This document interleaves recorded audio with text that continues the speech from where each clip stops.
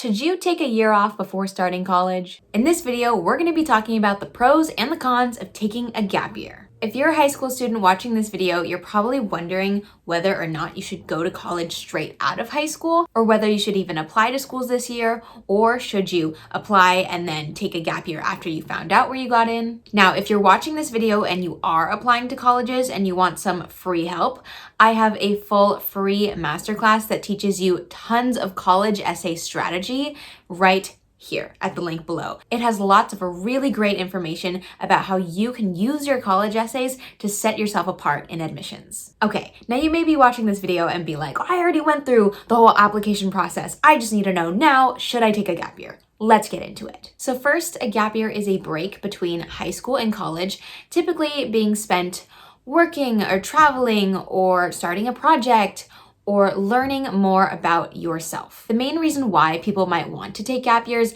is to give themselves a break from doing so much academic work and get a chance to really explore yourself and your interests and develop new skills before you actually commit to a certain college studying a very specific major and curriculum. I will get into all the nitty-gritty details of all the pros and all the cons in just a bit, but first I'm going to talk about what things can you actually do on your gap year if you decide to take one. So first, you may use this time to get some hands-on experience in the workforce that you're interested in, or by doing an internship. This kind of work right after high school can really level up your resume, help you get connections with professionals, set up your network, gain practical skills, earn an income, and also gain more insight into possible career paths. You could also use your gap year to travel. Maybe you're traveling to work or to volunteer somewhere, or because you just wanted to explore and get an understanding of new cultures and experiences. For example, you might want to do a backpacking trip in Europe, or you might want to teach in Asia, or participate in a cultural exchange program that already exists. These kind of experiences can really broaden your mindset and your worldview. You'll definitely learn to be way more independent, especially if you're not doing these kinds of trips with your parents. And it's a really, really great way to immerse yourself in a culture and a language. So you'll definitely be honing those language skills. Now, of course, for traveling, there are a lot of financial implications and considerations. So here are some other options that you can do on your gap year. You can really use this time to develop your skills in a variety of areas. For a fun fact about me, I actually took a gap year in between my freshman and sophomore year at Stanford, mainly due to COVID. And during this time, I learned that there's so many things that you can learn online for free. You can take online coding classes, you can learn about graphic design or 3D design, cooking tutorials, learn a foreign language, learn about video editing, production, writing articles, writing books. There is so much you can learn when you just hit that Google search. Honestly, I learned an incredible amount from YouTube mainly, but just searching the web, there's just so much you can find. And I know that this sounds really obvious because it's like, yeah, this is what we do all the time. This is how you found me. But I think for me, that really sank in when I was on my gap year because I turned to the internet for everything, every question that I had, because I didn't have any sort of business mentor telling me what I needed to do. I just had to look things up and figure it out on my own. And in turn, that taught me an incredible wealth of skills that I now use all the time. So the next thing you can do is use those skills and create a personal project. Perhaps you wanted to create a music video for something, or write and launch a book, or start a new business. These are things that you can do during this time. And it's so exciting because in high school, you're dealing with so much, with a whole school load on top of extracurriculars and friends and all of these things. But when you take a gap year, it finally gives you that time to do the things that you wanted to do. If you have some burning, itching passion to create or to make something, this is your time, and you can use this as an opportunity to gain new skills, hone the skills that you already have, and explore new areas of interest and decide, is this even something that I want to continue doing in my future? During my gap year, I said, I want to learn so many things. I'm going to teach myself UX, UI design and 3D design in Blender. I'm going to experiment with graphic design in Photoshop. I'm going to all these things. I'm also going to learn how to make music and produce a whole album. And these were very ambitious goals, and I definitely dabbled in each one of these things. But as I was doing it, I learned a lot more about, okay, this is what I like, this is what I don't like. Maybe I actually don't want to spend my time doing these things and I want to do something else instead. And I was originally an art practice major at Stanford, and I was planning on mixing art with technology through that. But during my time in my gap year, after I was experimenting with different art forms and just thinking, like honestly having the time to sit and think to myself, I realized that I didn't want to do that at all. And I ended up completely changing my major to a individually designed major, which basically just means I made up my own major that combines business, product design, computer science, and psychology all in one. And what really helped me figure this out was because I had started my own business. Which brings me to my next point.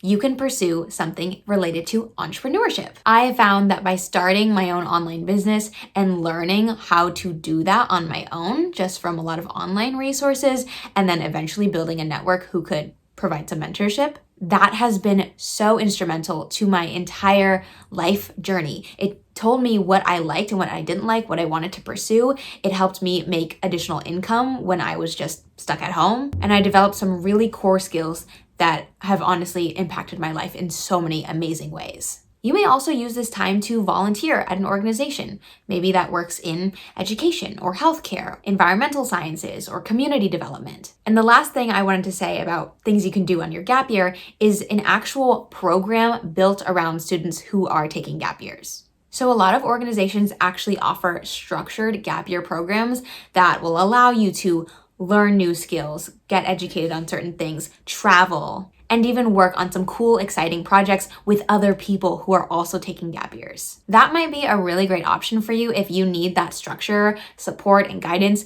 and you also just don't want to be lonely on your gap year, because it's nice to have a community of people who are also doing the same thing. That leads me into the pros of taking a gap year. First, probably the most important, is personal growth and self-discovery. You're gonna learn a lot about yourself because you're gonna have time to actually sit and think about the things that you like, that you value, and then you'll be able to make new, way better informed decisions based on these new outlooks. It'll also really push you out of your comfort zone and think of things in new ways. A lot of times students only think like school. That is all there is to life. School, then get a job, school, then get a job. But that's not necessarily the only path. There's so many different pathways, and this time will allow you to explore a lot of them and figure out which one is best for you. You're probably used to doing school all the time, and this break will allow you to actually get experience in the real working world. You're gonna get all these cool skills, and then you're gonna have a much nicer resume that can help you get more jobs or apply to colleges if you later choose to do so. You're also gonna become way more independent because now you're kind of just living as an adult. You're gonna have to make certain decisions by yourself, and you'll just become a more mature person through that experience. And one of the best things is you're gonna have less burnout. You're gonna hopefully have more energy for when you actually do go back into college, because you're not always grinding on your academic homework. People really need to prioritize their rest and their well-being, especially if you're a high-achieving high schooler who's like, I gotta go, do this, do that. Like, you need to take some time and just chill out and give yourself that time. Give yourself that space. It's okay. And that time will allow you to really think and reflect, which you don't have a lot of time to do right now if you're in high school, because there's too many things distracting your mind all the time. I think that's what we saw a lot of happening during the pandemic, where people were sitting at home with nothing to do, and they were realizing a lot of things about their identity.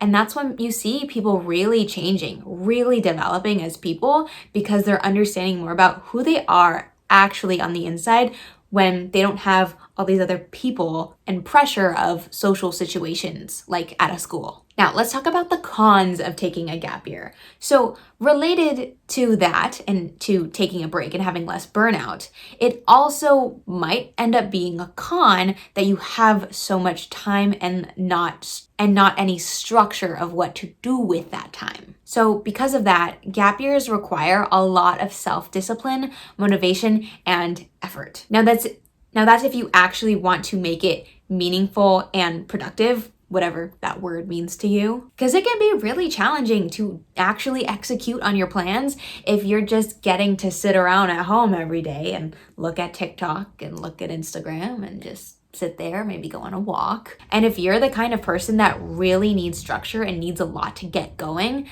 then it might not be the best decision for you to take a gap year, unless you are committed to creating your own schedule and holding yourself accountable to actually do the things and gain the skills that you intended. There are also some financial concerns when it comes to taking a gap year, especially if you want to travel or do things that actually cost money. So it's always important to consider the financial implications of this big decision that you're making. In some cases, it may change the amount of scholarship or financial aid money that you're receiving from colleges, but that just really depends on your specific situation and the college that you're dealing with. Another con of taking a gap year is the lack of academic momentum. So you have that really nice break where you get to chill and do new things, explore new skills. But once you go back into college, it can be a lot harder because now you're going to have to actually study academics again and gain your study habits back so that you don't have extra academic challenges when you go back to college. And the last con of taking a gap year is delayed graduation. Now this one, it could be a con, it could be neutral, it could be a pro, just depending on how you perceive the situation. For some people, it's very important that they go straight into college and finish their higher education as soon as possible so that they can enter the career workforce that they want, or maybe to go to med school or some other type of graduate degree program. Or maybe you just really care about your school cohort and the people that you're with. And if you take a gap year, you're no longer going to be in that year with those people, and they're going to be a bit ahead of you, and you will be with different set of people. But truthfully, when I took a gap year in the middle of college, I really just didn't care about that. It didn't matter to me that I was no longer in the original graduating class because those people were still there and I could hang out with them and talk to them. And it's like, okay, 1 year difference.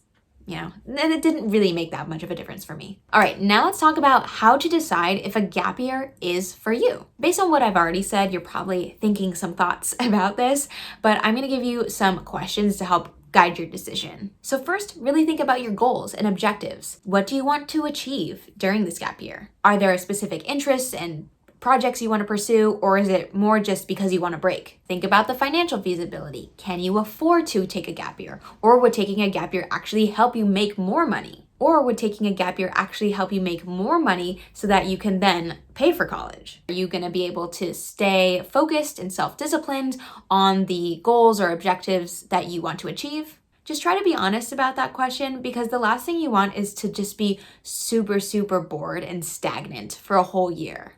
The best gap year experiences are when they're actually meaningful and you feel like you gained a lot from it. It's also super important to make sure that you research and understand the different policies that colleges have regarding gap years. So for example, if you already got into a school and you want to go there, you have to make sure that that school will actually allow you to come back, that your spot is still there. Or maybe their program might not even let you because it's such a strict program that requires you to be there in a specific cohort for all 4 years. It really just depends on the colleges and their policies. So make sure to check that and understand this before you go into it. Ultimately, this decision is not a like, yes, you should do it, or no, you shouldn't do it. It just depends on who you are and what you want out of this experience and whether that would be best for you given your interests, your financial circumstances, where you are in life, how you like to work, all of those things. So I hope this provided a lot of guidance for you going into this process and making this decision. If you have any questions about